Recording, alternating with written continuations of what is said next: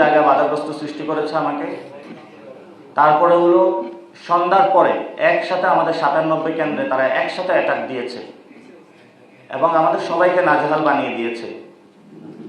তো যেটা বাংলাদেশে হচ্ছে, এটা কর্পোরেট সিস্টেমে একটা ইলেকশন, অর্থাৎ আপনার কাছে 1000 কোটি টাকা থাকবে, আপনি চাঁদাবাজি সন্ত্রাসী দুর্নীতি করবেন, টাকা কামাবেন 5 বছর, মানুষের উপর অত্যাচার করবেন, তারপরে সবার সামনে আল্লামা হিসেবে উপস্থিত হবেন, হয়ে বলবেন আমাকে ভোট দাও।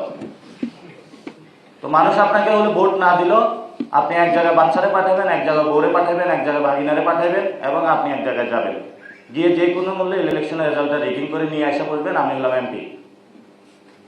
তো ইনশাল্লাহ মানুষ আমাদের উপরে ভরসা রেখেছে। আমরা বাংলাদেশের মানুষের উদ্দেশ্যে যেটা বলতে চাই, আমরা আপনাদের কাছে গিয়েছি, আপনারা আমাদেরকে ভালোবাসা দিয়েছেন পুরো বাংলাদেশে সাপলাকলিতে। আমরা অতটুকু এক্সপেকটেশন করি না যে ভালোবাসা আমাদেরকে দিয়েছেন।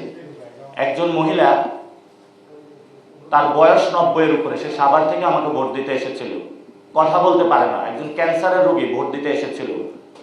কিন্তু এই মানুষের ভোটগুলো হলো তারা চুরি করেছে। মানে সোজা কথা, এখানে ভোট চোর।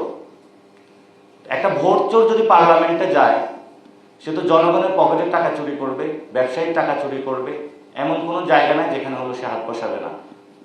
ভোট চোর তো আছে, এখন হলো চোর দয়। এটা আরো বললে ত্রিপল আরো বাড়ানো যায়, ভাগিনা, একদম পুরো একটা গোষ্ঠী শব্দ হলো ভোট চোর।